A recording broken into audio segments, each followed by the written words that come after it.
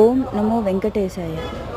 ఇది వైకుంఠ ఏకాదశి సందర్భంగా భక్తుల రద్దీ దృష్ట్యా తిరుమల తిరుపతి దేవస్థానం వారు జారీ చేసిన విన్నపం. డిసెంబర్ 23 నుంచి జనవరి 1వ తేదీ వరకు ఎవరికైతే ఏ భక్తులకైతే టోకెన్స్ దర్శనం టికెట్లు ఉన్నవో వారినే కొండపైకి అనుమతించబడుచున్నారు. కావున అందరూ జాగ్రత్తగా చెక్ చేసుకొని రావాల్సిందిగా ప్రార్థించుచున్నాము.